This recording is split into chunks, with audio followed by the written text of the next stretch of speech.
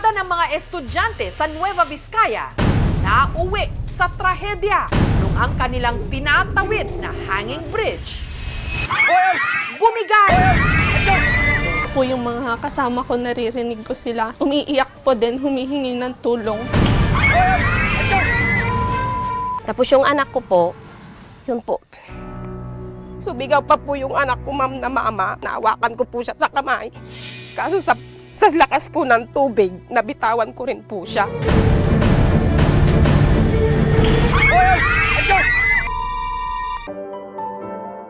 Dati puro instant pansit canton ang pagkain. Naghahati-hati kami sa dalawang pansit canton lang po. Sarap na po kami noon. Naputulan kami ng kuryente. Gusto namin mag-aral, walang ilaw. Ngayon, Welcome to our brand new house. nakapagpundar na ng mga bahay, kondo at mga sasakyan dahil sa nauusong trabaho ngayon online. Nabago yung buhay natin dahil sa isang laptop, sa wifi lang po. After 2 months or 1 month lang po ata, naka 6 digits na kami. Hindi na tayo mahirap ngayon.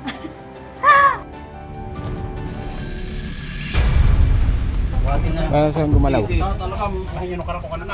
Mangingisda mula Quezon Province, 46 na araw na nagpalutang-lutang sa laot bago na-rescue. Sobrang layo. Bakit pa nakarating yung asawa ko doon sa Batanes?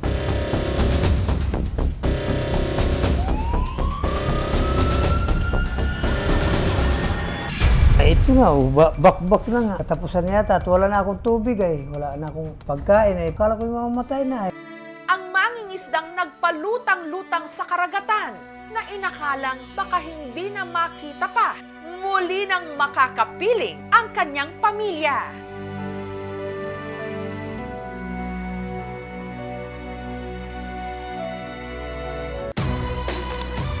Sino kaya ang pinakasisipa sa beauty contest sa Laguna ng mga long-legged na kabayo? Maghanda na kayo kasi darating na ang hineteng babae. Mahirap paghandaan yung mga igagayak. Meron po akong pasabog na gagawin.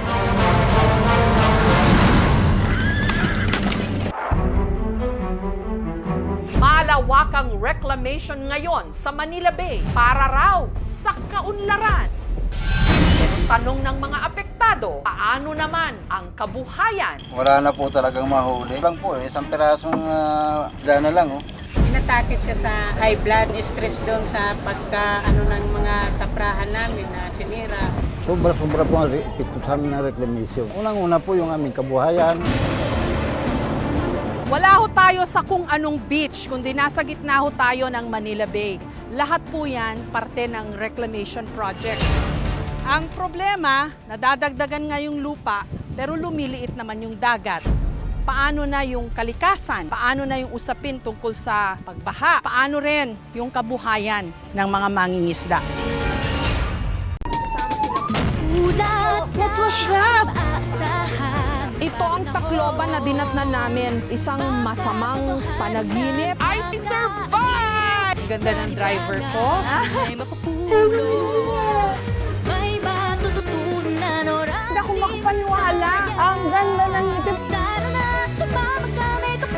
Ako po ang inyong kapuso. Pero susunod. Mabuhay from the Philippines!